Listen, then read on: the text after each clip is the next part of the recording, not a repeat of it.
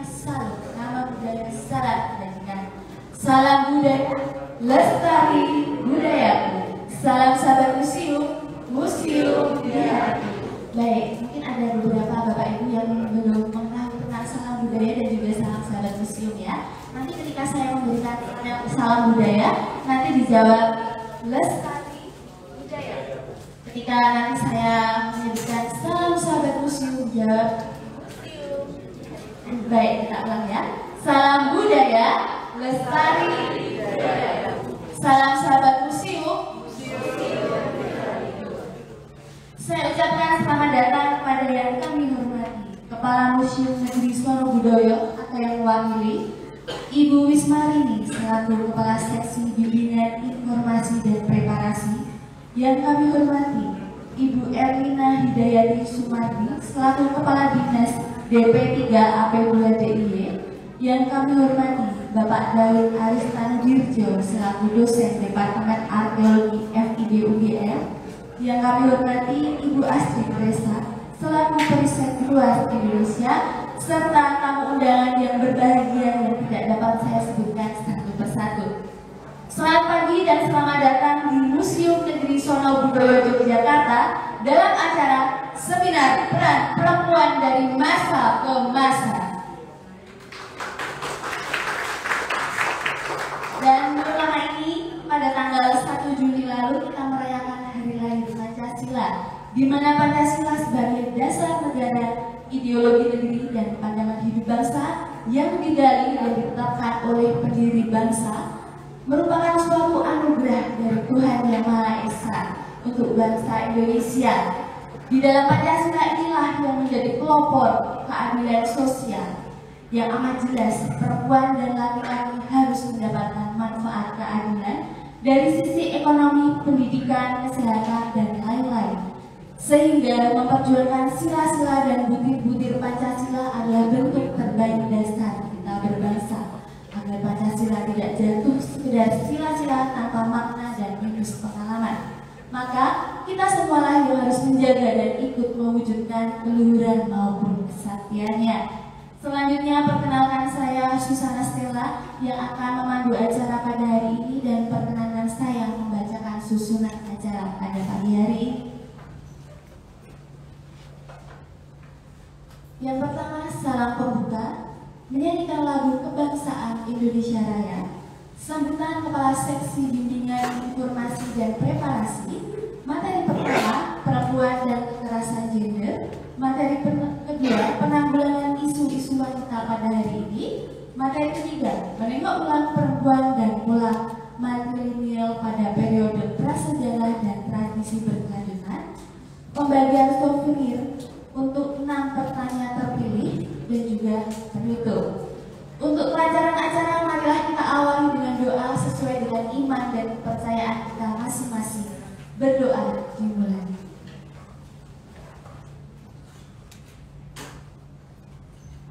Berdoa selesai.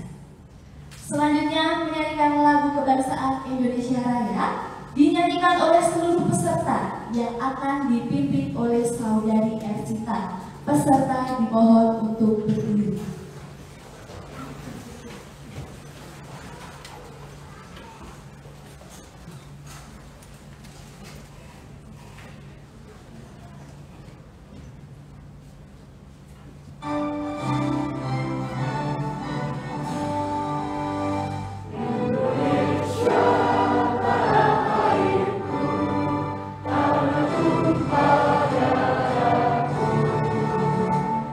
Sana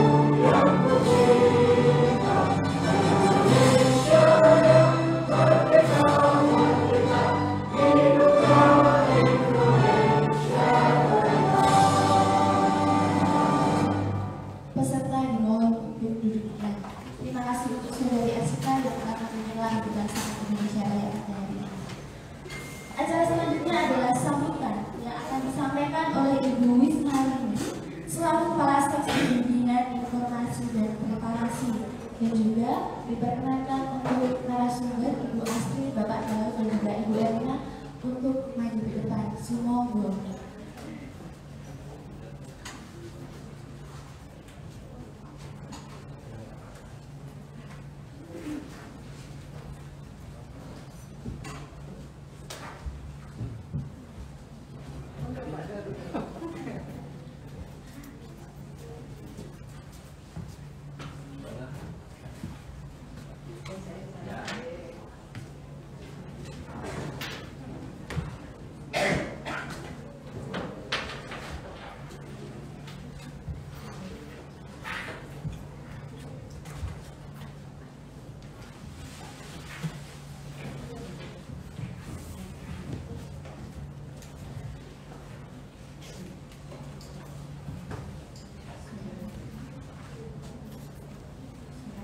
Assalamualaikum warahmatullahi wabarakatuh.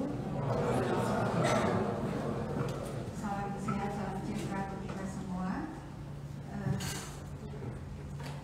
Yang terhormat Ibu Erina dan narasumber yang lain, Bapak Daud dan Mbak Astrid, juga Ibu Yudian Yudias, matur nuwun sudah tahu. Juga para peserta partisipan dari acara seminar ini, juga teman-teman dari Museum Sorobudoyo, terima kasih sudah hadir.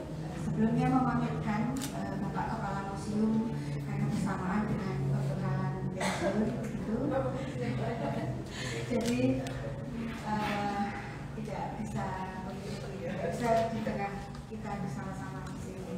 Jadi disposisi saya untuk menunjukkan.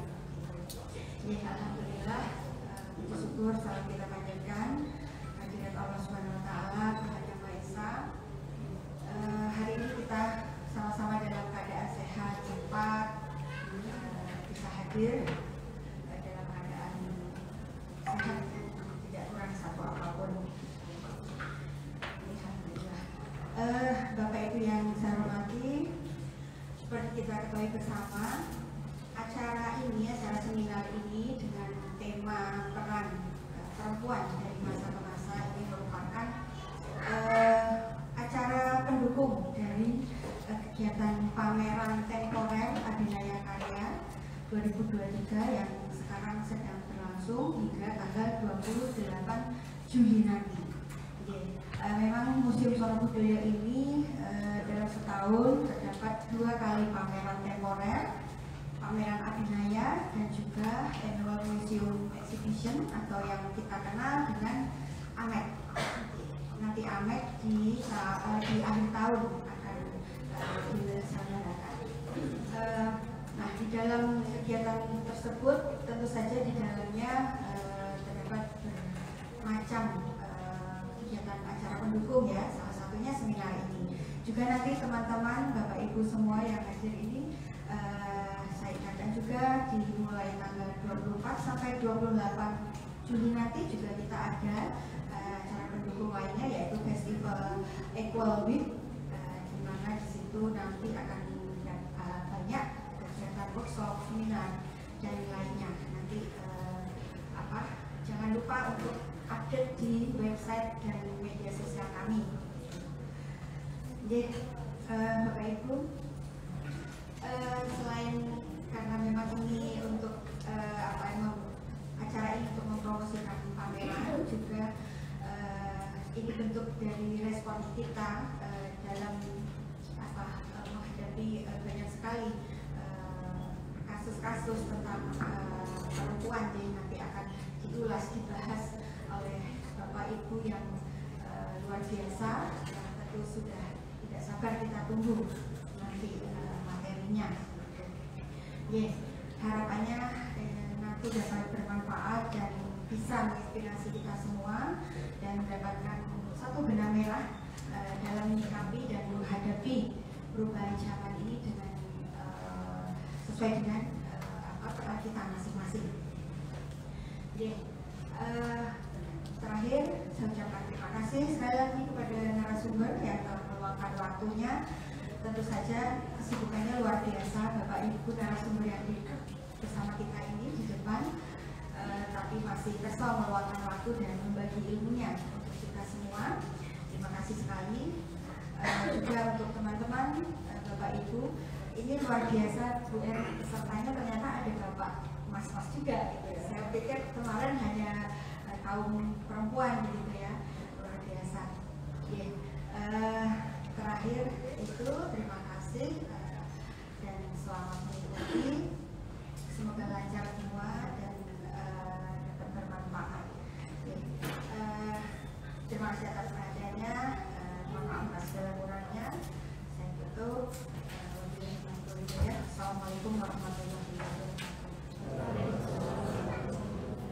Terima kasih untuk Ibu Miss Marina yang telah memberikan sambutan yang sangat luar biasa pada pagi hari ini.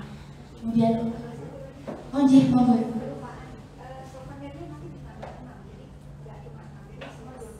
Wah, ternyata nanti akan ada souvenir tambahan. Kalau tadi di awal saya menyampaikan ada 6 souvenir untuk 6 penanya yang beruntung, nanti akan ada 12 souvenir totalnya nih. Jadi nanti untuk Bapak Ibu silahkan aktif bertanya agar nanti pulang dari Museum Sorobudoyo mendapatkan oleh-oleh begitu. Terima kasih Bu Rini, dan juga diperkenankan untuk Bu Rini dan juga Bapak Ibu narasumber untuk berfoto di depan terlebih dahulu.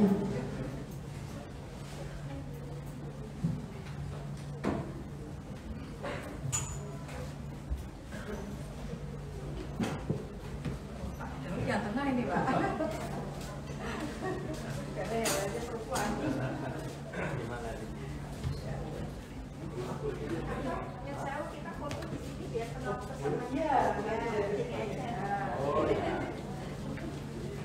Bapak Ibu yang ada di belakang mungkin bisa berdiri agar terlihat. Nanti akan diupload di Instagram Museum Sorobudoyo. Semoga Bapak Ibu diperkenankan untuk berdiri.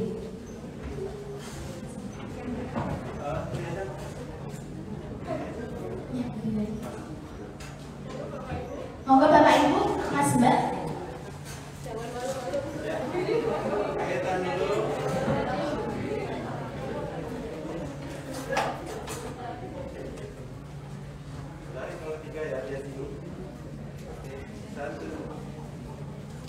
Satu, dua, tiga. Sekali lagi 1, 2, 3. Boleh bebas dong, biar semangat. Salam sahabat museum di hariku. Oke, jempol terakhir 1, 2, 3. Jogja istimewa. Ya, terima kasih. Jadi terima kasih Bapak Ibu.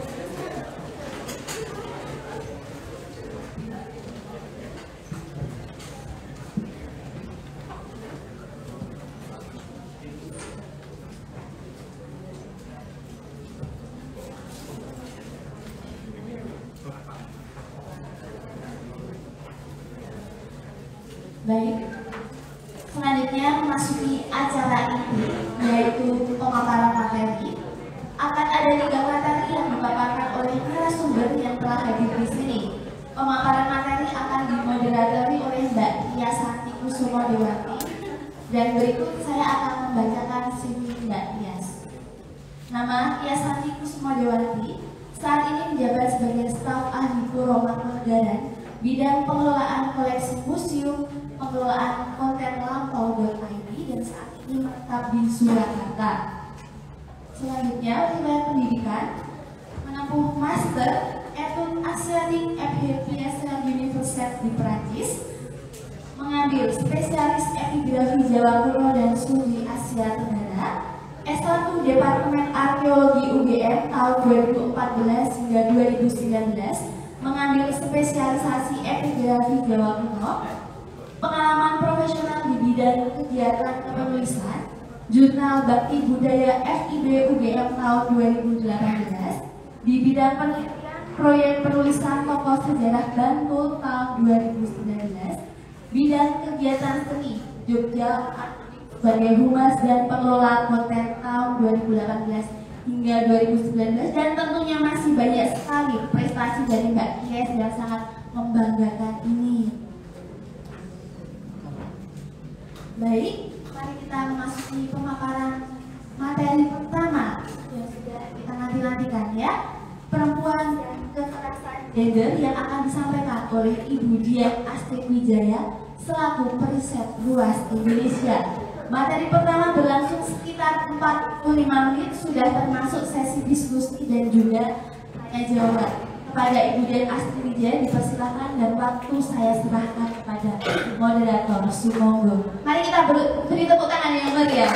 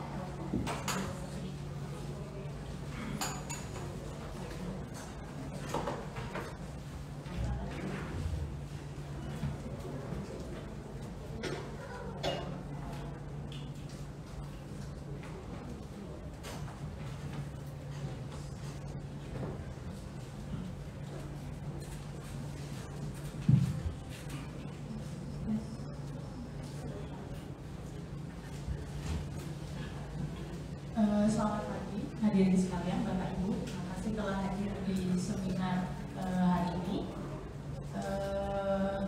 Seminar ini akan bentuknya panel, jadi nanti setelah satu pembicara akan ada tanya jawab. Jadi juga mohon dipersilakan bila ada pertanyaan menarik.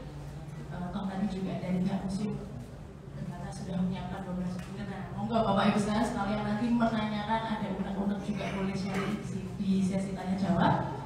Jadi untuk sesi pertama akan ada narasi, akan ada pemaparan dari Mbak Astrid Eza.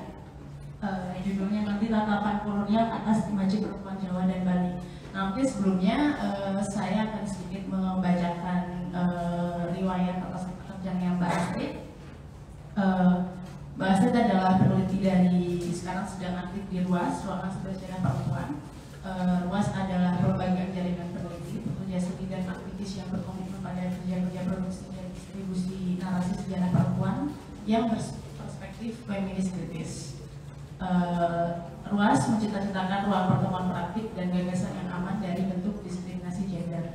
Selain itu, Mbak Astrid juga aktif dalam kegiatan tulis serta penerjemahan. Beberapa tulisannya sudah dipublikasikan dan karya terjemahan terakhirnya diterbitkan tahun lalu 2022. Yang berjudul Feminisme Tanpa Batas, terjemahan dari Feminism Without Borders-nya Chandra Mohanty. Jadi hari ini di sesi pertama bersama Mbak Astrid kita akan melihat bersama bagaimana kolonialis atau tatapan kolonial itu kepada perempuan Jawa dan Bali. Monggo Mbak Astrid kira-kira 35-40 menit ke depan waktu dipersilakan kepada Mbak Astrid.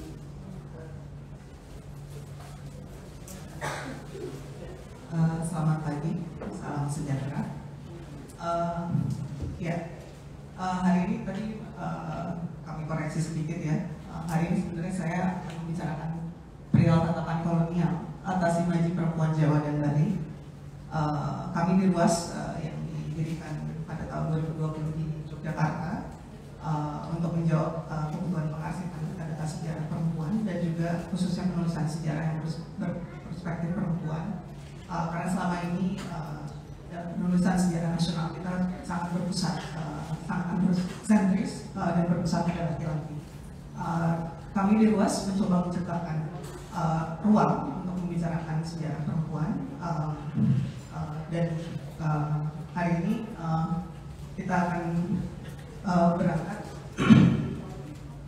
merespon tema pameran Kamala Fatma di Museum Sonobudoyo yang menampilkan berbagai gambaran terhadap sosok perempuan dan juga ibu di Jawa dan Bali. Gambaran akan perempuan tidak lepas ya dari sejarah dan politik yang terjadi dari periode yang ditampilkan. itu saya ingin merespon khususnya di bagian kalau teman-teman sudah melihat pameran Kamala Fatma, di bagian laga dalam hening itu ada sebuah gambaran sosok dari prajurit istri yang imajinya melontarkan busur panah dengan anggun dan lincah dari ketinggian.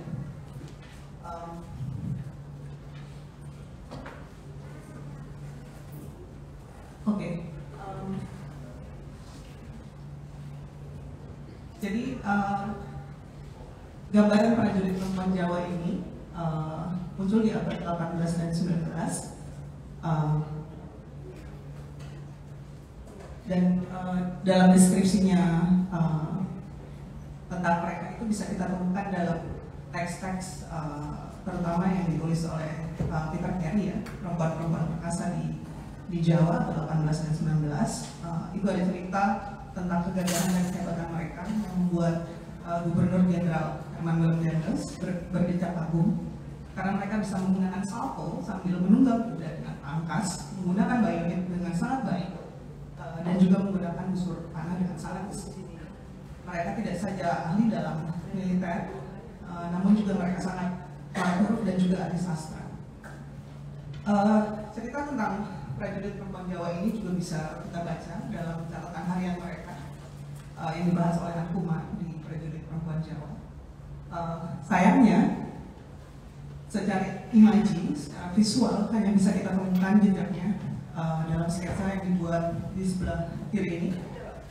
Ini sketsa Korps Sri Kandi ya, dan dibuat pada era Mangkunegoro VII, justru satu abad setelah mereka komentar oleh Daendels. Nah, salah satu yang paling kita kenal sebenarnya dari Korps Istri ini adalah Nyak Serap. Dia sempat menjadi istri Hamengkubuwono II ketika masih berstatus putra mahkota. Namun kemudian dia berpisah, lalu menikah dengan Pangeran Serap.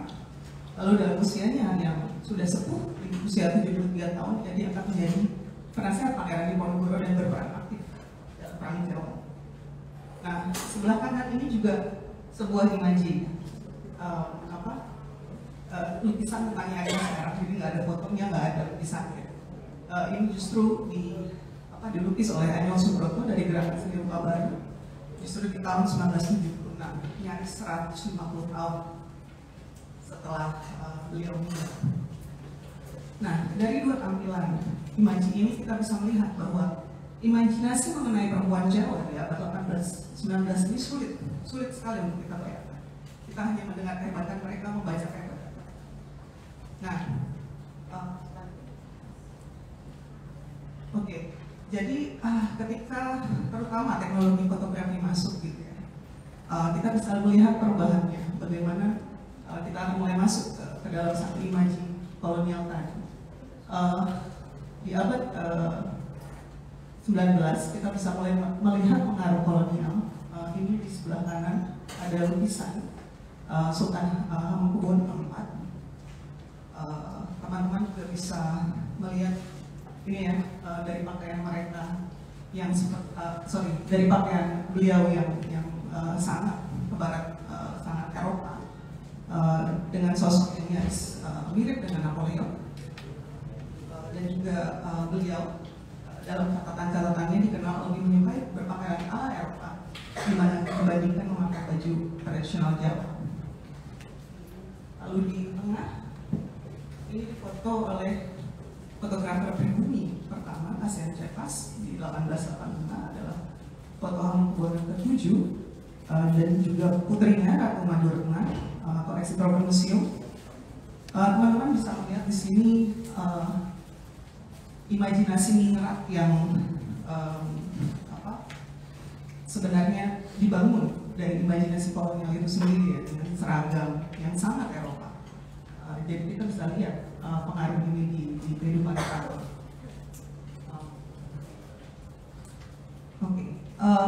ASEAN Cepas sendiri kita tahu dia juga, walaupun dia adalah seorang fotografer istana, tapi dia juga bekerja untuk kebutuhan dokumenter lembaga yang di Belanda. Lalu kita perlu memahami masuknya sejarah fotografi ke Hindia Belanda. Ini sangat penting sebenarnya, karena kehadiran fotografi pada awalnya digunakan oleh pemerintah kolonial untuk membangun imajinasi kolonial tentang kehidupan di tanah jajahan, khususnya di Jawa. Dan foto-foto ini justru digunakan oleh mereka menjadi satu alat komunikasi propaganda kolonial. Dan mereka juga memiliki sensor yang ketat agar citra mereka di tanah jajahan tidak terekspos. Jadi mereka sangat mengontrol. Dan ini sangat penting untuk dipahami dulu. Oke, next.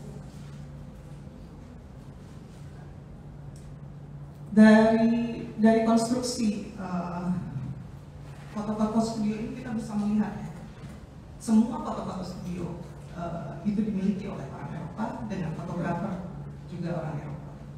Ini contoh foto-foto yang menggambarkan perempuan Jawa dengan menonjolkan eksotisme, sensualitas, dan keluguan yang puisi dari perempuan Jawa. Dan kolonial melakukan proses ini sebagai proses penaklukan melalui imajinasi yang dikonstruksi oleh fotografer mereka. Nah, ini bisa dilihat imajinasi ingratnya pun juga disusun dari kostum pakaian, dan juga ini terkenal ya, ini adalah foto karya Walter Woodbury dan James Page, dikenal sebagai Woodbury Page adiknya. Walter Woodbury adalah kakak, jadi Walter Woodbury adalah kakak dari Henry James Woodbury. Dia adalah pemasok stok semua peralatan foto dari Inggris. Jadi ini kita bisa lihat di sini ada Ratu Pakubuwono, permaisuri dari Sunan Pakubuwono ke-9. Dan kita bisa melihat bagaimana fotografi ini memang dikonstruksi.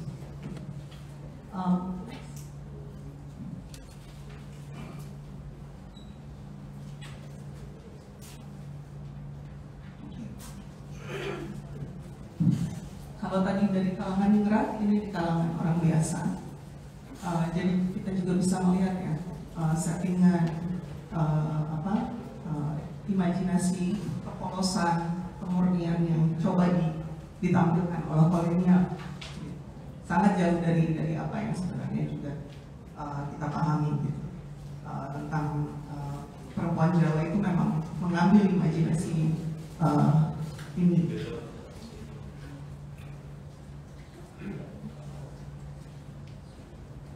Nah, jika kita membandingkan Jawa dan Bali, ini kasusnya jadi sangat berbeda. Imajinasi perempuan Bali, saya maju dulu. Ini kita bergerak dari sini dulu ya, untuk membahas Bali. Jadi dengan belakang kampanye pendudukan Belanda untuk Hindia Timur, pihak Belanda berkali-kali melancarkan intervensi militernya ke Bali. Sebelah kanan ini kita bisa melihat ilustrasi perang Jagaraga 1848. Di sini terlihat di atas ada Raja Buleleng yang membunuh dirinya sendiri dalam perang Kukutan. Ini diambil dari letter jurnal di tahun 1849. Ini image yang sangat menarik ketika kita bandingkan ya, di sebelah kanan. Ini sangat terkenal ya, lukisan Liberty Leading the People yang dilukis oleh Eugene Delacroix di 1830 gitu.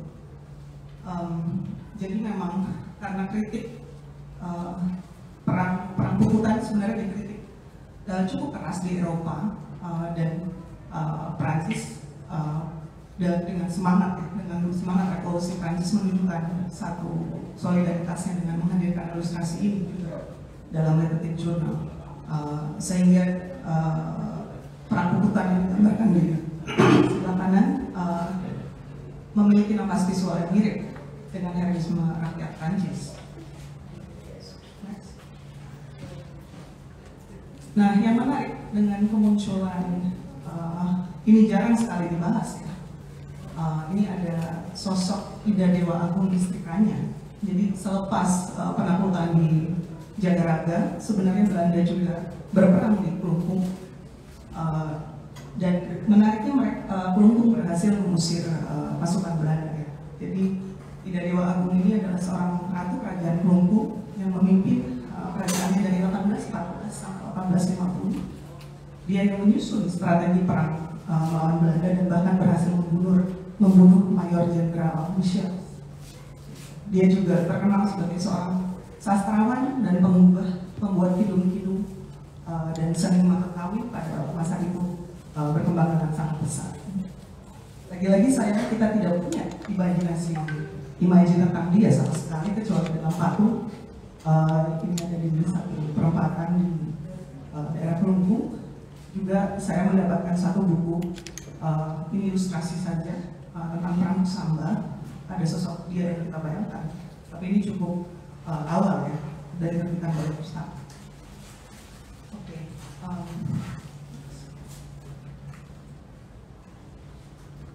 Nah, selanjutnya ada Puputan Badung 1906. Ini sangat membekas ya dengan ingatan masyarakat Bali sebenarnya. Ini salah satu foto yang sangat menyedihkan ya dalam ingatan masyarakat Bali karena betapa ya, ketika keluarga kerajaan dan seluruh keluarga kerajaan memakai pakaian serba putih, para perempuan berdandan meminyaki dan memakai minyak wangi sebelum mereka menyambut kematian mereka dengan gagah. Jadi sangat kuat sebenarnya imajinasi para perempuan Bali yang dengan gagah dan melawan Belanda pada waktu itu. Balik ke yang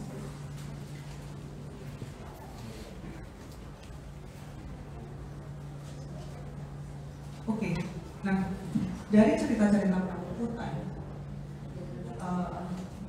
dan kita bisa melihat pasca peperangan ini sebelah kiri ya, ini adalah potret para penari di Ubud pada tahun 1910. Masih terlihat tampilan yang polos karena tidak mau mendapatkan malu. Belanda kemudian mengubah strategi penakutannya di Bali. Lalu dia melancarkan satu politik pencitraan melalui kebijakan pelestarian budaya Bali melalui pariwisata.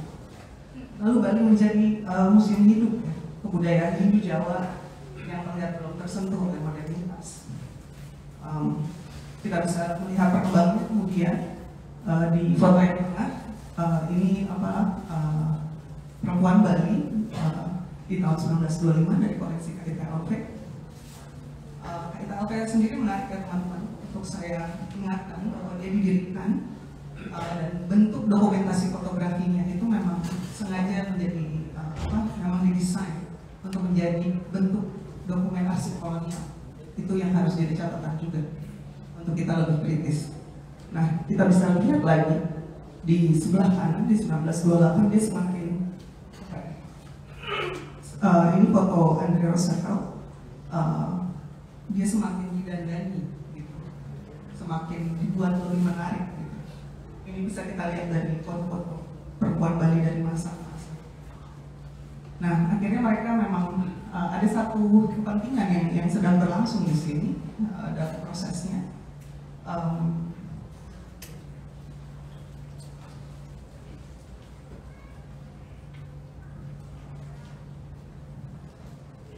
Oke. Turis pertama yang dikirim oleh Belanda adalah seorang anggota parlemen. Bukunya di sebelah kanan, Van Paul ya, yang kemudian dia menuliskan buku konsep kolonial. Ini setebal 826 halaman. Buku ini menjadi material promosi awal Bali sebagai daerah wisata di Eropa. Dan apa yang dilakukan kolonial kemudian adalah membuat Museum Bali di 1910. Yang kita bisa lihat mereka sering mengadakan pagelarannya. Ini di tahun 1932 di halamannya. Lalu Belanda juga mendirikan kantor turis, biro turis ya, biro pariwisata disebut Paket Farmers Cafe (KPM) yang juga cabang dari Batavia. mereka mendapat subsidi dari pemerintah kolonial Belanda dalam bidang pelayaran. Jadi mereka juga mengatur angkutan wisata ke Bali melalui laut. Itu di 1914 dan kantornya pada 1915 sudah berada di alun-alun Kukutan Bandung. KPM juga mendirikan Bali Hotel. Ini di 1926, sekarang jadi Ina Bali Hotel. Jadi masih berjalan hingga sekarang dan dirancang dengan sangat sistematis. Oke. Para pelancong yang kemudian pada generasi pertama didatangkan, mereka memilih menetap ke Bali. Di sini ada fotografer, cendekiawan, seniman. Ini saya mau memberi contoh salah satu yang paling awal, W.O.J. Leung Kam. Ini salah satu buku lukisannya. Kita bisa melihat ya tatapan kolonial yang kita maksud tadi, satu gaze terhadap sosok perempuan Bali bahkan dalam lukisan, dalam style yang itu merekam eksotisme di mata Eropa. Yang paling penting yang juga mau saya hadirkan, kebetulan kami mendapatkan buku aslinya. Jadi nanti ini foto. Ini adalah fotografer Gregor Krause yang memang di-hire, yang memang ditugaskan oleh pemerintahan kolonial untuk memotret Bali. Ini kami mendapat buku di 1920 dan 1922. Bisa dilihat imaji yang sangat dengan style pemolekan indie gitu. Dalam foto di sebelah kanan. Next. Ini juga foto Krause dengan di pasar ya, dengan perempuan yang berpanjang dada. Dan ini yang dijual ya, pelanjangan dan eksotisasi Bali ini yang menjadi daya tarik untuk turis Eropa. Ini sebelah kanan juga ada ini komunal bathing ya, jadi mereka mandi bersama di sungai. Lalu juga sosok perempuan Bali yang difoto oleh Krause sangat eksotis untuk pembayangan Eropa. Oke. Selain itu, jadi memang ada konstruksi imaji yang memang dirancang dan juga bisa kita lihat juga dalam poster pariwisata Bali di awal abad 20 ya, yang juga sama ya, menghadirkan itu. Kita bisa melihat bagaimana itu dihadirkan berkali-kali. Selain itu juga Belanda membangun Bandar Udara Tuban itu tahun 30, sekarang Murah sehingga turis dari mancanegara bisa berdatangan melalui jalur udara. Itu salah satu yang dilakukan awal sekali di zaman Hindia Belanda. Okay.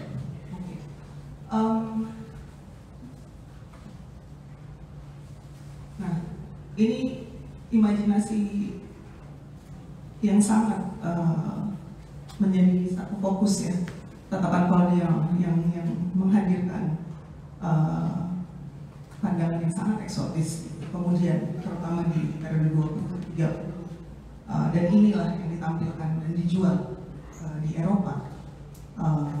Dan jika kita lihat relevansinya, teman-teman bisa kembali lagi ke pameran Kamala Padma, terutama tentang ada satu ruangan pamer tentang seni kamasan ya. Yang sebelumnya kita bisa lihat bahwa seni kamasan dibangun untuk kepentingan ritual dan keagamaan masyarakat Bali, namun kemudian dia berubah untuk mengakomodir kepentingan komunitas pariwisata. Seni kamasan yang dianggap sakral akhirnya mengakomodir keseniannya untuk hanya menjadi souvenir para turis Eropa, dan bahkan memasukkan tema-tema seksualitas seperti Kama Sutra yang teman-teman bisa lihat di ruang pamer. Jadi ada pergeseran yang sangat signifikan. Kita lihat bagaimana sebelah kanan penari legong yang didandani seperti boneka, dan di foto juga ini image yang di tengah dengan sangat similar dengan kalau teman-teman mempelajari lukisan Moi Hindi dalam bentuk foto. Sebelah kanan ini Nyi Polok dia adalah istri dari Lee Mei-yan, penari legong yang sangat terkenal. Ada teman-teman mungkin juga bisa mencari tahu lebih jauh tentang sosok dia. Tapi memang pencitraan para perempuan Bali ini sangat dieksotisasi. Oke, saya tidak mau banyak yang bisa kita diskusikan. Kemudian sayangnya memang kita tidak bisa menemukan seperti tadi ya, sosok-sosok perempuan yang ada dua pemaparan tentang perempuan Jawa dan Bali berdasarkan cerita-cerita kita, tapi juga sangat bertentangan dengan imajinasi kolonial. Ini saya untuk imaji di Jawa, saya mau menghadirkan ada dua kutipan ya, saya bacakan mungkin. Ini sebenarnya dari Raffles ya, ini ditulis juga dalam buku Peter Carey. Dalam hal urusan uang, perempuan Jawa secara universal dianggap unggul dibandingkan pria. Dan dari guru umum sampai kepala provinsi, sudah lumrah suami mempercayakan urusan uang sepenuhnya kepada istrinya. Hanya perempuan yang mengunjungi pasar dan melakukan semua bisnis jual beli. Ada pepatah bahwa pria Jawa sama sekali tolol dalam keuangan. Ini di dalam catatan Raffles ya, di 1817. Next yang satu kutipan yang lain. Ini catatan seorang Prancis. Tetapi di Jawa perempuanlah yang memegang kunci ruang misteri. Dia adalah manajer rumah tangga, pedagang dan kasir. Dialah yang membuang dan mengeluarkan dan menegur atau mengingatkan. Ini ditulis di 1900. Nah, dalam konstruksi kolonial, Jawa adalah sebuah lahan produksi pemerintah kolonial. Jadi dia menuntut perempuan untuk serba bisa mengurus dari ranah domestik sampai ke ranah perkebunan. Penggambaran yang sangat baik kita bisa menemukannya dalam novel Bumi Manusia Pramudia Takut dalam sosok Nyai Montessori. Praktik Nyai yang terjadi di Jawa selama masa kolonial, dia mengurus urusan produksi dan juga domestik. Imajinasi kolonial mengenai Nyai dan perempuan ningrat yang lugu dan tunduk. Namun pada kenyataannya mereka yang memiliki kemampuan untuk mengurus semua urusan dan juga memegang kembali dari ranah domestik sampai politik. Para perempuan inilah yang dijual tanda kutip dalam imaji-imaji kepada para calon investor, para laki-laki Eropa, calon dari pegawai Hindia Belanda yang akan datang, dan dijadikan sebagai rantai, bagian dari rantai penyokong produksi kolonial yang paling utama. Berbeda dengan Bali, perempuan Bali dan budaya Bali itu menjadi komunitas pariwisata dan diawali untuk sebenarnya menutupi dosa-dosa penaklukan yang dilakukan oleh pihak kolonial, dan mereka mengkapitalisasinya menjadi pariwisata karena Bali tidak memiliki lahan produksi yang besar seperti di Jawa. Satu kesimpulan terakhir, menyadari tatapan kolonial adalah menyadari bagaimana selama ini imajinasi akan apa yang direkam pada masa kolonial Belanda oleh kolonial syarat oleh kepentingan dan hasrat penaklukan. Perlawanan dan pentingnya mengkonstruksi ulang imaji kita akan bangsa kita sendiri, para perempuan kita sendiri, adalah dengan menyusun narasi dan imajinasi kita sendiri akan mereka yang lepas dari konstruksi tatapan kolonial. Pada akhirnya kita juga harus berani memandang diri dan bangsa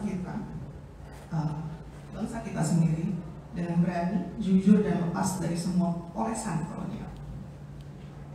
Seperti yang tadi sudah saya paparkan, begitu banyak cerita para perempuan yang pemberani, bahwa sudah saatnya kita juga membangun, melukis, menceritakan banyak gambaran akan sosok mereka, sehingga mimpi dan aspirasi mereka akan membawa kita sampai pada hari ini. Terima kasih.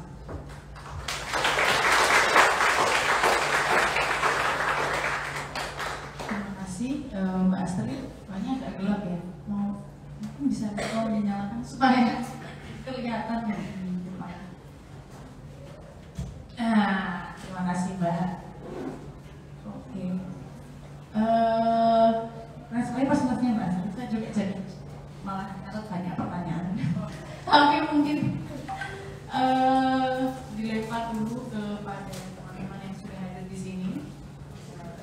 Wah, langsung banyak sekali ya sebenarnya. Oke, boleh Mbaknya yang di sini dulu, silakan ya. Nanti sebutkan nama dan langsung bertanya atau yang pakai jilbab biru.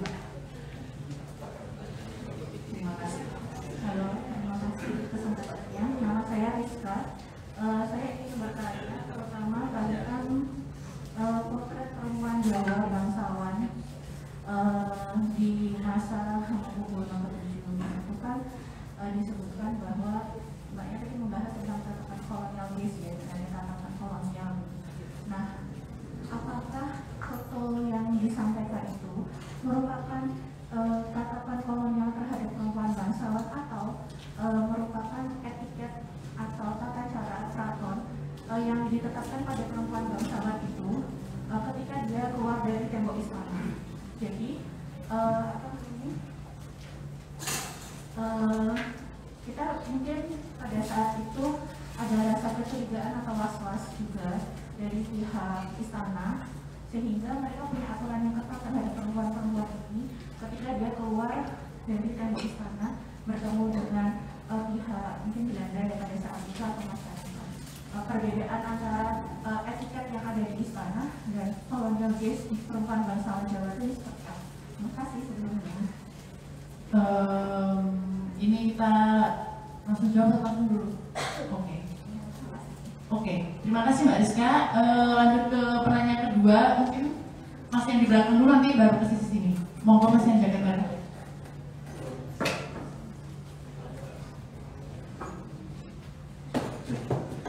Baik, terima kasih atas kesempatannya.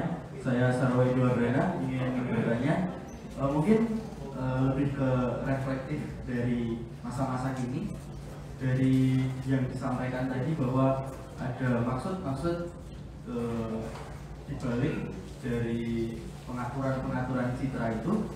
Dan kalau kita melihat dari masa sekarang, dari fotografi, dari model, karya tari, sampai mungkin cover buku soal perempuan, terkadang kita mengulang lagi apa yang dilakukan oleh pencitraan kolonial itu. Bagaimana perempuan itu ditampakkan mungkin dari segi sensualitasnya atau dari estetikanya dan lain-lain, bahkan hingga ke ibuismenya. Salah satunya mungkin ada tokoh Nyi Ageng Matahati. Itu dari adaptasi karya tari, itu ada wireng atau tari perang hingga budaya yang begitu ibuisme. Nah, mungkin pertanyaannya adalah bagaimana kita menanggapi dan juga mengapresiasi antara bayang-bayang budaya dan bayang-bayang mungkin untuk pencegahan atau antisipasi dari pengulangan citra yang begitu mengobjektifikasi sosok perempuan. Terima kasih.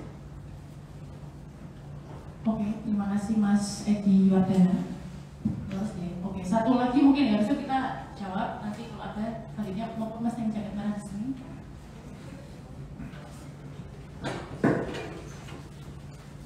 Terima kasih untuk kesempatannya.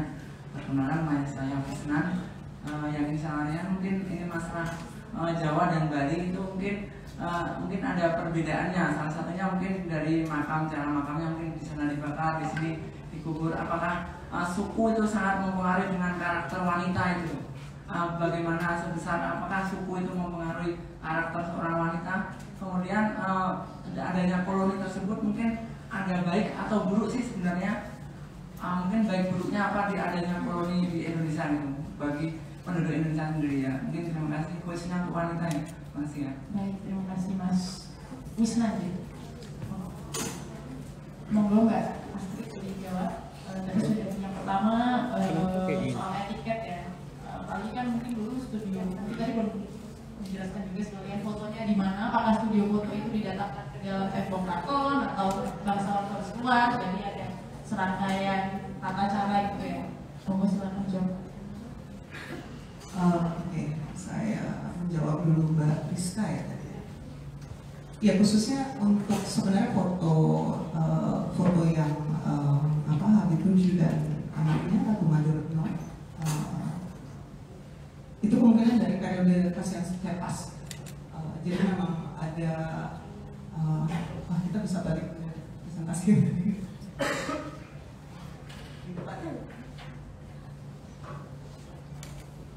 Ya, jadi Kasihan Skepas sendiri adalah fotografer istana. Jadi ada kemungkinan dia masuk, tapi sebenarnya kan ruang keraton itu juga dibatasi, gitu, untuk akses orang kebanyakan. Kita bisa lihat nanti mungkin perbedaan mungkin. Kalau persoalan etiket saya rasa itu nanti masuk ke seperti detail, kita akan masuk ke detail seperti kain yang hanya bisa dipakai oleh keluarga kerajaan misalnya, seperti motif parang ini, dan sangat tipikal dalam periode itu. Teman-teman juga bisa lihat di foto-foto yang lain mungkin. Ini saya hanya mengambil beberapa contoh. Jika dari kalangan ningrat, mereka pasti menggunakan kursi. Dan juga ada ini, pertama kelihatan nggak ya, ada stool, ada dudukan kaki ini, yang dari duduk di bawah. Mungkin berdiri kalau nggak kelihatan. Nah itu perbedaan yang sangat signifikan ya. Coba next. Ini kita bisa lihat ini sama yang satunya lagi. Yang ini. Jarang sekali kita melihat kalau sosok ningrat itu dalam rebahan atau berdiri dan kakinya menyentuh lantai. Jadi sering sekali itu antara duduk di kursi atau sangat khas jika itu putri keraton atau ratu ada dudukan kakinya. Bisa lihat lagi, sorry.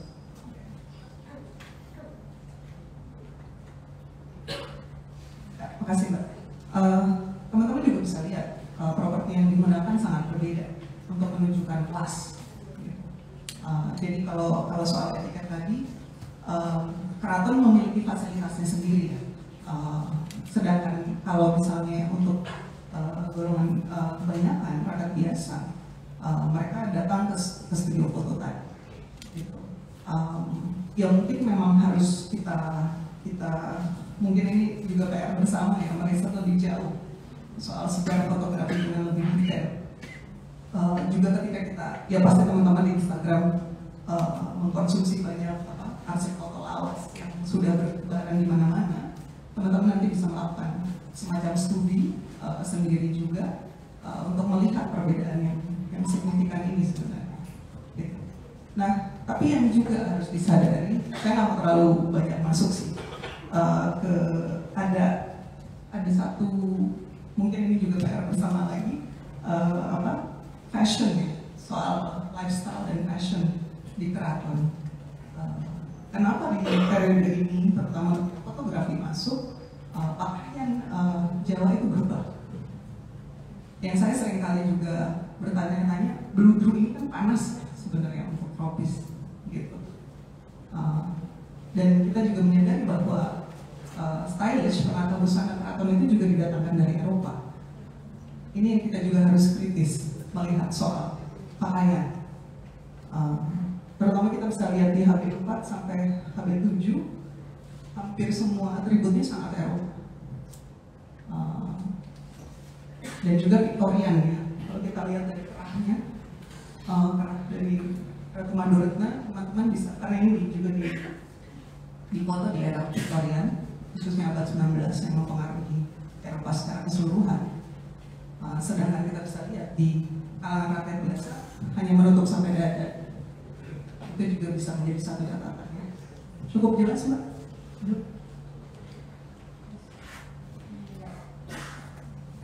Iya, jadi semoga menjawab ya Mbak. Tapi mungkin kalau belum ini bisa setelah sesi. Terus selanjutnya pertanyaan kedua tadi ya, kan selalu reproduksi juga gitu soal memotret perempuan. Nah, bagaimana kita mengapresiasi dan menanggulangi misalnya terus berlanjut gitu. Oke. Mungkin memang kita lagi-lagi bisa balik karyanya Kasihan Skepas. Yang teman-teman harus sadari bahwa kolonial secara sadar tidak memberikan alat fotografi kepada aksesnya kepada orang Jawa. Kasihan Skepas adalah kasus khusus karena dia juga bekerja pada Badan Arkeologi Belanda dan juga istana. apa yang dia lakukan saya rasa pada akhirnya jika kita studi karya-karya Kasian Sherpas, dia memang banyak produksi dan karena dia juga salah satu orang pertama yang belajar meniru. Nah, tapi ada satu catatan soal Kasian yang menarik karena ketika dia memotret bukan yang portrait, tapi misalnya memotret candi-candi, Kasian itu menaruh dirinya sebagai sosok yang ada di candi itu. Jadi dia sebagai seorang Jawa ingin memasukkan peran dirinya gitu. Jadi kita nggak bisa serta-merta juga melihat konstruksi ini sebagai satu kalangan atau penaklukan. Karena selalu ada usaha-usaha perlawanan walaupun sedemikian kecilnya yang bisa merubah alat yang dimasukkan untuk menundukkan ini menjadi satu perlawanan juga. Jadi kita harus detail melihat. Saya juga pas membuat presentasi ini, saya melihat foto-foto Nipolog dengan perspektif yang sedikit berbeda juga. Tapi ini mungkin untuk studi yang lain ya. Tapi maksudnya mungkin kita memang harus membacanya dengan detail. Juga dengan perspektif kita sekarang, bagaimana sekarang kita juga ya sekarang generasi sekarang kita bermain dengan citra yang sangat cepat ya, di sosial media terutama gitu. Jadi kita memang saya rasa membutuhkan satu perangkat yang kritis dalam melihat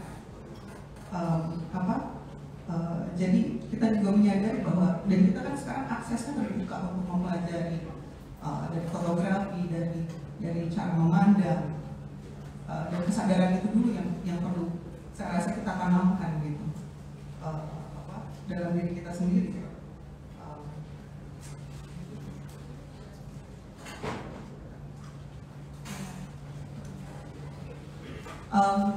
Ya saya rasa memang menjadi ini satu proses refleksi bersama ya. Saya rasa memang yes, ketika ada soal menyambung mata hati ya apakah nilai kita memandang perempuan hari ini masih mereplika yang lama, baik dari kolonial, jelas dari Orde Baru, itu kan punya sejarahnya masing-masing per periode dan juga ada kepentingannya masing-masing. Tapi jangan kita lupakan juga di tengah-tengah satu kampanye pencitraan yang besar dari kolonial, hadir narasi-narasi yang seperti tadi, prajurit istri atau Ida Agung yang pencitraannya begitu berbeda dengan apa yang diimajinasikan kolonial. Perempuan yang bersenjata, perempuan yang membawa keris, menghunus keris tanpa malu-malu gitu. Sangat jauh dari sosok yang tunduk, pasif dan submisif. Nah, kenapa ini begitu berbeda? Itu yang perlu kita isi bersama saya rasa untuk juga memahami ini. Mungkin itu. Terima kasih Mbak Astrid. Semoga mencoba dijawab ya Mas ya. Nanti balik lagi kalau kita bisa tambah waktunya di luar. Terus kemudian kita yang ketiga, apakah tadi kan kita bahas Jawa dan Jawa, apakah ada perbedaan suku itu mempengaruhi karakter wanitanya dan lebih luasnya lagi apakah aktivitas kolonial itu kemudian kita harus memandangnya bagaimana, apakah itu baik atau buruk dalam dilihat pada tindakannya ke perempuan. Oke, yang sering kita lupakan orang Bali yang ada di Bali saat ini dulu berasal dari Jawa. Jadi kita jangan melupakan satu rentetan waktu dalam sejarah ya, bahwa orang Bali yang sekarang pun dari Jawa. Cuma memang perbedaannya lalu perkembangan kebudayaan. Ketika Islam masuk ke Jawa, lalu sekarang Jawa dipengaruhi oleh kebudayaan Islam yang berkembang di sini. Lalu di Bali mereka mempertahankan sisa dari peradaban Hindu Majapahit yang mereka kembangkan juga menurut zaman dan konteks waktu dan juga kondisi lokalitasnya. Nah, perempuan yang sering kali dilupakan adalah perawat dari kebudayaan. Bagaimana kalau teman-teman Bali melihat hampir semua kegiatan keagamaan, kebudayaan itu dilakukan oleh perempuan. Kalau teman-teman juga melihat di Jawa, di keraton dulu aja, gitu. yang bertanggung jawab soal memanage administratif, keuangan, sampai pendidikan, sampai pengasuhan calon pangeran dan sebagainya itu dilakukan oleh perempuan. Jadi perempuan itu sebenarnya perawat kebudayaan. Tetapi kenapa narasi tentang mereka tidak pernah muncul di permukaan? Itu yang sekarang jadi pertanyaan. Gitu. Seberapa jauh kita memberikan apresiasi dan ruang untuk mereka dibicarakan? Selama ini ruang di belakang itu, yang pada masa Orde Baru menjadi memperkuat ibuisme itu ya, koncowinya, teman di belakang. Padahal selama ini teman ini yang berputar mengurus segalanya, gitu. Ini yang juga sebagai satu PR bersama lagi. Ini banyak banget kayaknya. Ya maka dari itu cara kita melihat perempuan kita dulu, bagaimana mereka merawat kehidupan dari semenjak mereka melahirkan kita semua lahir dari rahim perempuan itu saja, sampai kita dirawat sampai sudah begitu besarnya. Gitu. Lalu bagaimana kita mengimajinasikan proses perawatan yang sama sebagai bangsa, sebagai suku, sebagai kebudayaan, itu yang jarang sekali kita bayangkan dan menjadi catatan kita bersama, itu jarang sekali kita bicarakan. Nah, apakah proses kolonialisasi itu baik? Ini satu pertanyaan besar ya, karena minggu lalu sebenarnya ada satu pernyataan dari pemerintah Belanda yang membuat cukup heboh ya, perdebatan di parlemen mereka gitu, yang baru mengakui kemerdekaan kita di tahun 17 Agustus 1945. Di situ ada perdebatan yang sangat menarik, teman-teman bisa cari tahu juga. Proses kolonial seperti yang tadi saya sudah paparkan memiliki dampak yang bergenerasi, gitu ya. Dampaknya sampai hingga sekarang gitu. Jika teman-teman tertarik pada studi kolonial, lalu sekarang wacana dekolonisasi juga menguat, itu yang kita harus mulai pelajari juga. Berapa banyak yang sebenarnya kita replika, berapa banyak yang kita teruskan, berapa banyak hal yang secara sadar tidak sadar masih kita lanjutkan. Itu yang kita harus teliti dalam proses kolonial. Masalah baik buruknya ini karena ini sudah terjadi ya Mas. Ada baik ada buruknya tentu saja, gitu. Tapi terus sekarang sebagai bangsa Indonesia gitu, bagaimana kita melihat proses kolonisasi itu, memahaminya dengan baik. Saya mencoba menawarkannya dalam bentuk paparan ini, tapi juga bagaimana kita berproses mendekonstruksi kolonial itu tadi juga dalam kehidupan kita sehari-hari aja, yang paling penting. Mungkin itu dulu. Oke. Masih ada sekitar 10 menit lagi untuk mungkin 2 pertanyaan ya. Masnya yang pakai peci di belakang.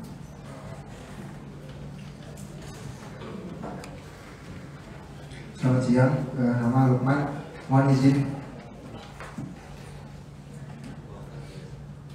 Selamat siang, mohon izin bertanya pada Ibu narasumber dari paparan materi yang disampaikan tadi. Kita tahu ya, pada saat zaman kolonial itu wanita Jawa dan Bali itu seringkali hanya ditonjolkan fisiknya, jadi ditampilkan seksualitasnya dan bahkan secara vulgar tadi ya. Yang jadi pertanyaan, apakah tidak ada hal lain yang lebih menarik untuk dijual dalam tanda kutip ini?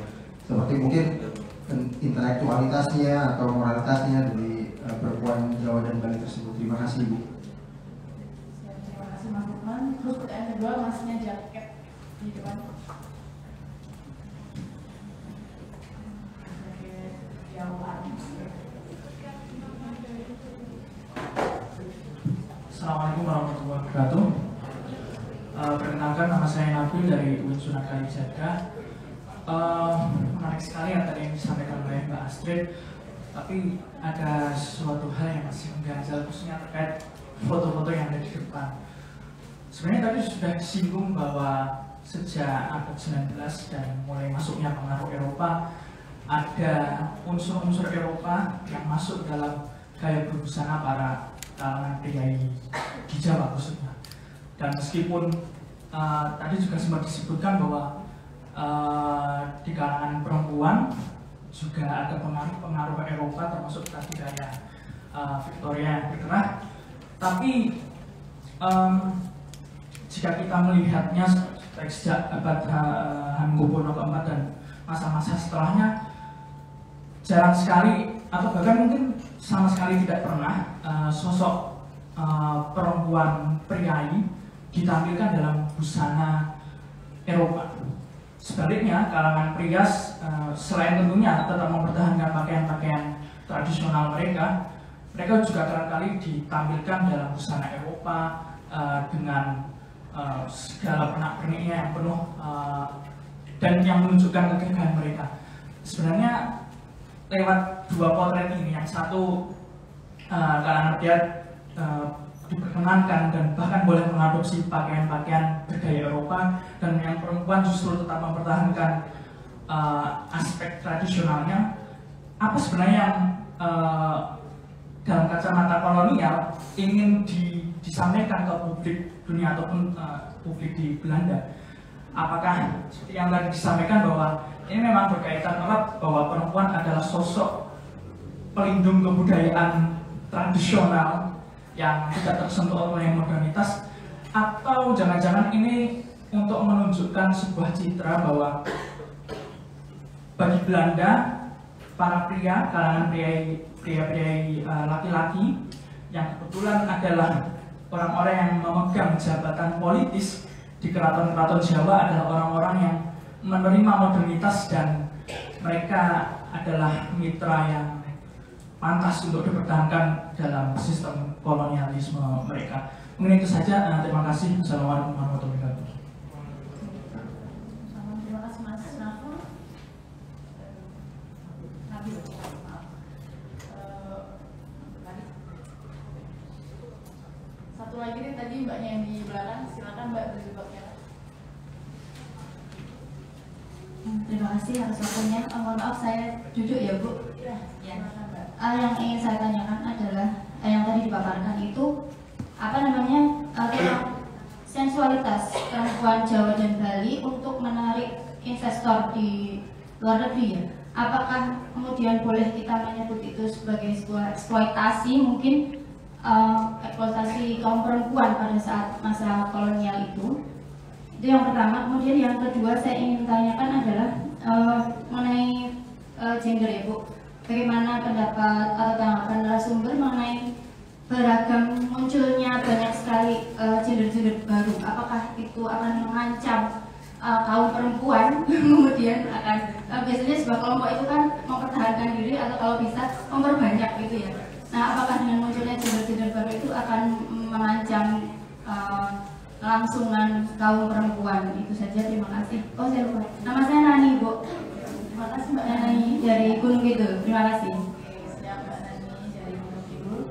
Jadi mungkin Pak rekap sebentar ya tiga pertanyaan tadi. Jadi tadi dari Mas Lukman tadi kita jawaban dilakukan dengan sensual gitu ya, misalnya tidak pakai atasan gitu, tadi tidak pakai ya.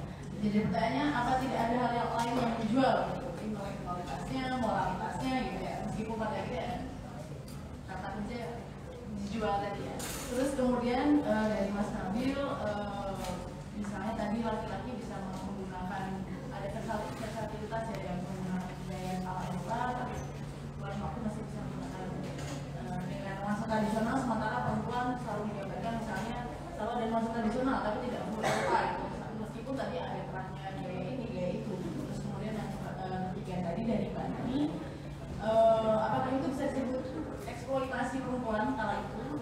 Dan respon soal munculnya aneka gender yang baru, yang mungkin nggak baru amat ya. Jadi silakan Mbak Astrid bisa dijawab. Bisa slide-nya maju.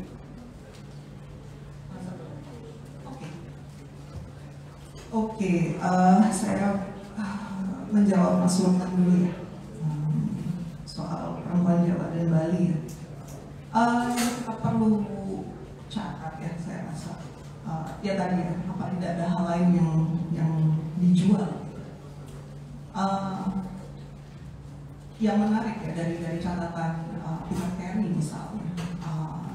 Juga kemarin saya membaca untuk presentasi ini juga ada satu bagian yang saya baca dari Francis Loder tentang masyarakat di Hindia Belanda gitu. Jadi banyak sekali catatan kolonial atau catatan-catatan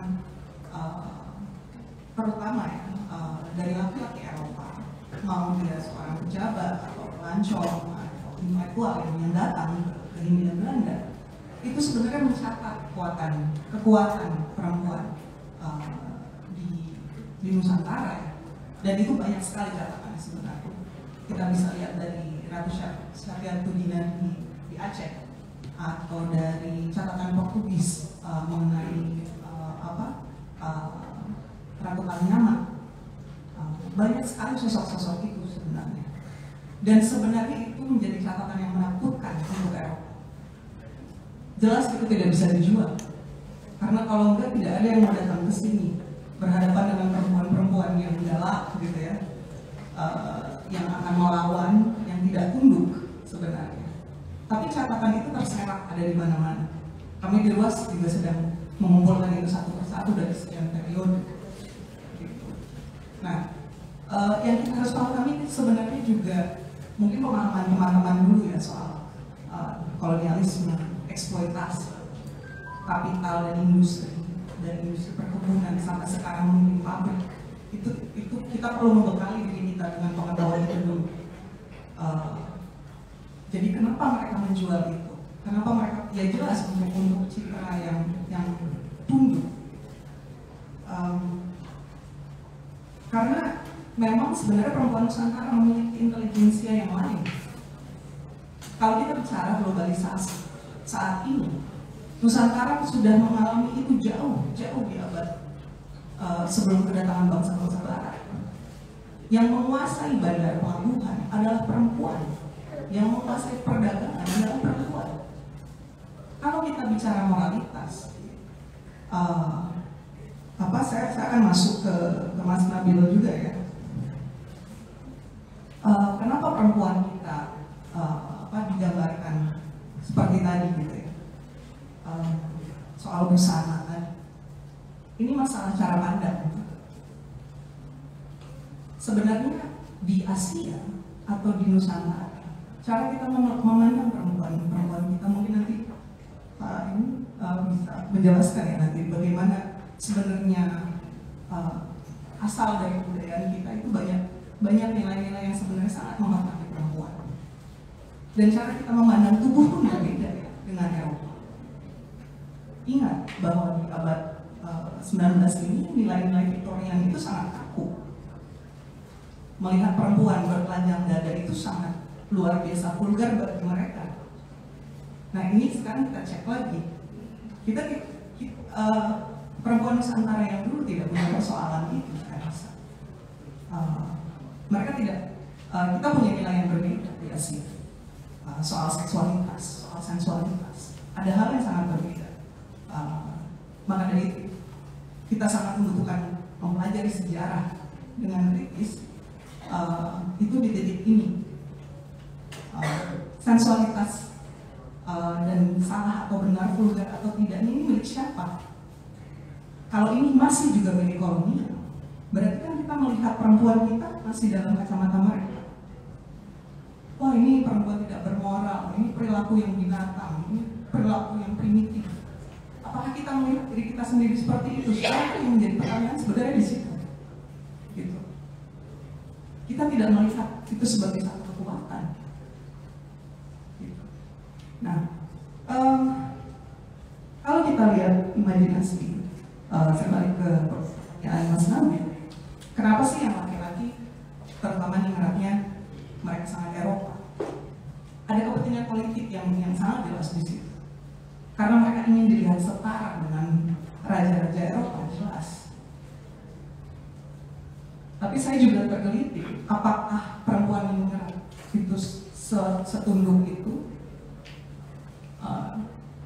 Foto ini menarik menurut saya, secara ekspresi. Kalau kita lihat, ini sosok yang sangat kuat, tajam sekali matanya. Nah, apakah perempuan di Nusantara, perempuan Jawa pada kasus ini misalnya Ratu Pakubuwono ini hanya didandani seperti boneka? Saya rasa ekspresinya berlawanan dengan tatapan kolonial tadi. Dan saya rasa jejak ini ada beberapa foto dalam buku Peter Carey yang tidak saya masukkan. Itu punya perempuan-perempuan ningrat itu sering punya ekspresi yang sedikit melenceng. Mereka bisa mendelik, dan ternyata setelah dicek misalnya mereka memimpin pemberontakan melawan Belanda gitu, ada jejak-jejak itu. Gitu. Jadi kita jangan menganggap mereka polos ditaruh di situ dan tidak melawan. Jadi kita harus membaca ulang gestur-gestur mereka juga lagi. Itu yang paling penting. Gitu. Dan juga persepsi kita. Gitu. Kemarin ada pertanyaan yang menggelitik saya di bagaimana kita melihat perempuan berkebaya gitu. Yang halus gitu. Patuh.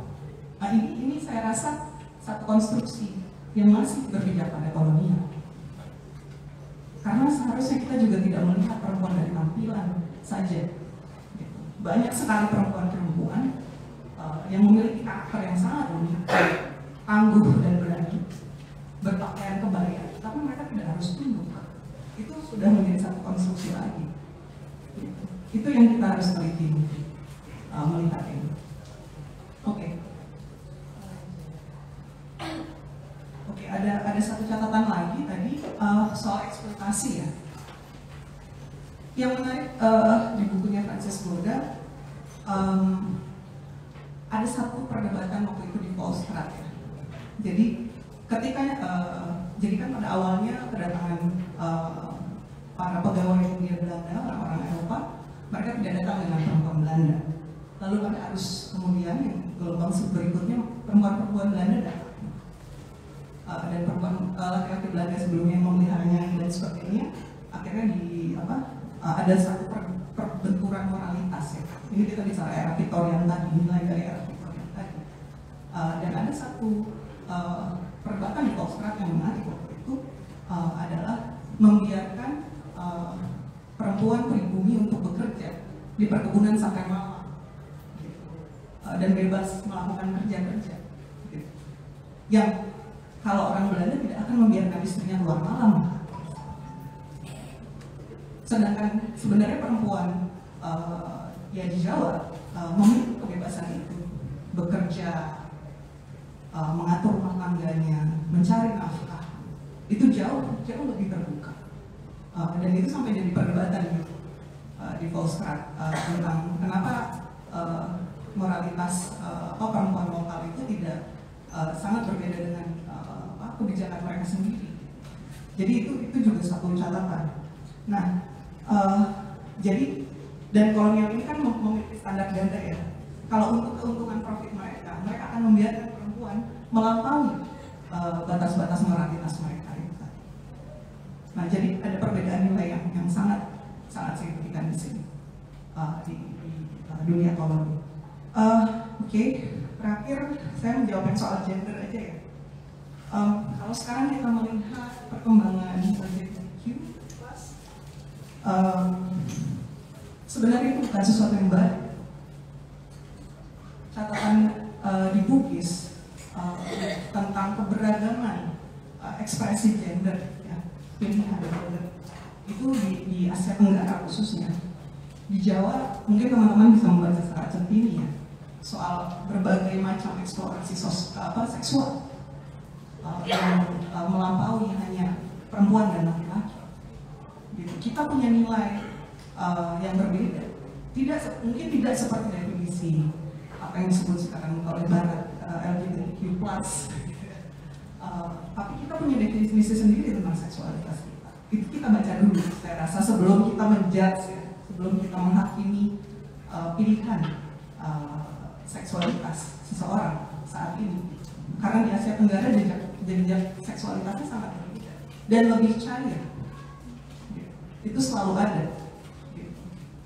Ya teman-teman transpuan itu tidak datang dari jatuh dari langit tahun 70 gitu. Profesi bisu sudah ada di Nusantara ribuan tahun. dan mereka hadir di keraton juga, di sana mungkin dituliskan tentang itu. Jadi kita harus hati-hati lagi. Ini konstruksi siapa? Ini imajinasi siapa? Ya, terima kasih. Terima kasih Mbak Astrid, mungkin boleh tepuk tangan. Yang bisa kita sedikit renungkan hari ini adalah baik udah kejadian yang kolonialitas itu dan terjadi, foto-foto tadi juga sudah disebarluaskan dari fotonya juga, jadi mungkin baiknya hari ini kita mengoreksi lagi, merenungkan lagi bagaimana cara pandang kita akan itu, karena itu bisa direplikasi kapan saja atau